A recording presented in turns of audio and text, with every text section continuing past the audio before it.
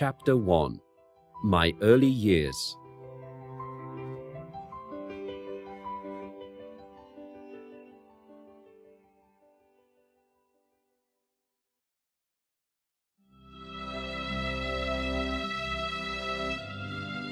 When I was a young colt, I lived with my mother on a big farm.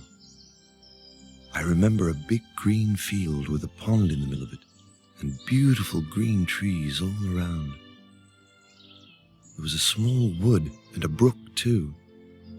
On one side of the field, past the gate, was our master's house. My mother and I ran together in the field, and when it was hot, we stood under the trees where it was cool.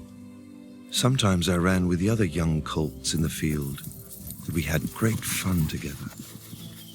Some of them were almost as big as grown-up horses.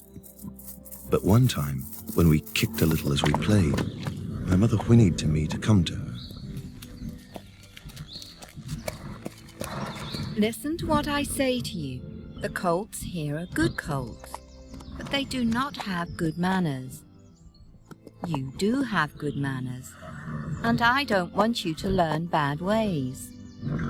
Do your work well, and lift your feet high when you trot. And remember, never bite or kick, even when you are playing. My mother, Duchess, was a wise horse, and we were the master's favorites. He called me Darky because my color was black, even though I had one white foot and a white star on my forehead. We had a fine and happy life in those days. When I was 4 years old, my master sold me to Squire Gordon. He lived near our farm, and early in May, a man came and took me there. My master said goodbye to me. Be a good horse, Darky, and always do your best. Then my mother said her last words to me. Remember, my dear son, there are good men like our master, and there are cruel men. I hope you will always have a good master, but a horse can never know who will buy him. Just do your best.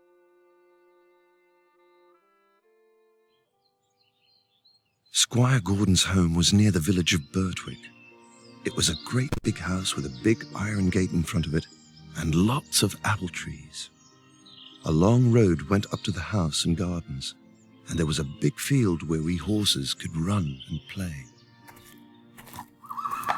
John, the coachman, put me in a nice, bright stable where I could talk to the other horses and see outside, too. In the box next to me, there was a fat little grey pony with a thick mane and tail, a very pretty head, and a cute little nose. I said, "Hello." "How do you do?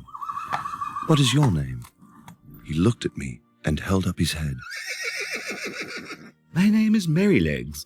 I carry the young ladies, and sometimes I take our mistress out, too. If you're going to live next door to me, I hope you do not bite.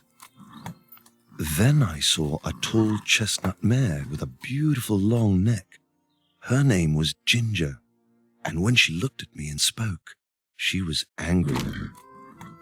So it is you they gave my box to. It isn't very nice for a colt to send a lady from her home. I was a little surprised. "Excuse me, but I did not send you from your home, and I do not like angry words. A man brought me here and put me in this box, and I am not a colt. I am 4 years old and quite grown up." In the afternoon, when Ginger went out, Merrylegs told me about her. I think she is unhappy because she bites sometimes. Perhaps someone hurt her before she came here. You know, maybe they used to whip on her. But John is very kind to her, and our master never uses a whip, so she shouldn't say anything. The next day, the squire rode me. He was a good rider, and kind too. When we came home, Mrs. Gordon was at the front door. Well, my dear, how do you like him? I never rode a nicer animal. What do you think we should call him? Well, he is beautiful, and his black coat is so fine. Why don't we call him Black Beauty? Black Beauty. Why, yes, I think that is a very good name. And so it was.